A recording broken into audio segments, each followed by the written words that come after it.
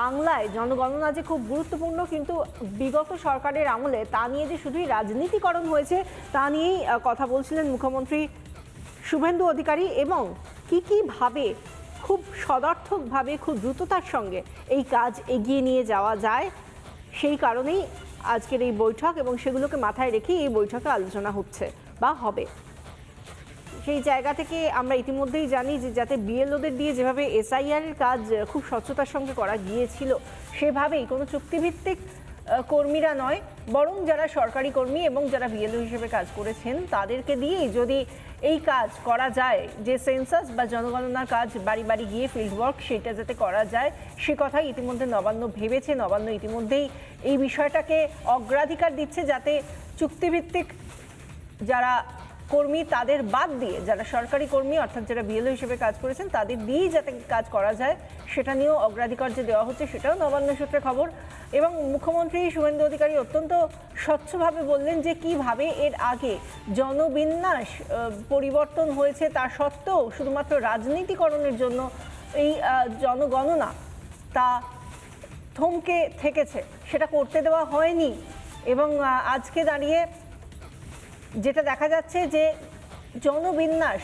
জনবিন্যাসের চরিত্র সেটা রাজ্য জুড়ে বিভিন্ন জায়গায় অত্যাধিক পরিবর্তিত হয়েছে। সেটা কখনোই স্বাভাবিক পরিবর্তন নয়, সেটা লাফিয়ে লাফিয়ে পরিবর্তন হয়েছে এবং সেটা ভোট ব্যাংককে মাথায় রেখে পরিবর্তন হতে দেওয়া হয়েছে।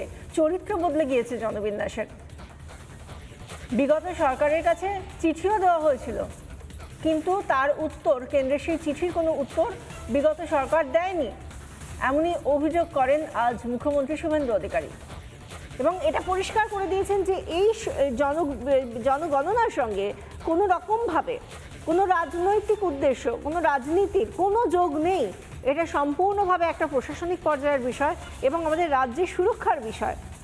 জনগণনা অত্যন্ত গুরুত্বপূর্ণ, সেটা করতে হবে, ধাপে ধাপে এগোতে হবে এবং অত্যন্ত স্বচ্ছতার সঙ্গে তা করা হবে।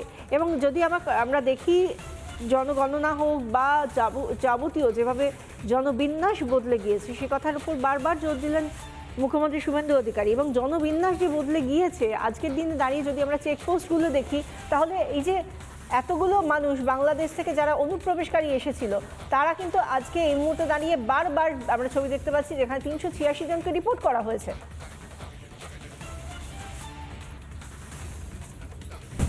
নানা ধরনের কন্টেন্ট দেখার জন্য লাইক করুন, শেয়ার করুন আমাদের ফেসবুক পেজ, সাবস্ক্রাইব করুন আমাদের ইউটিউব চ্যানেল। পাশাপাশি অন্যান্য ব্রেকিং নিউজের জন্য অবশ্যই চোখ রাখুন রিপাবলিক বাংলায়।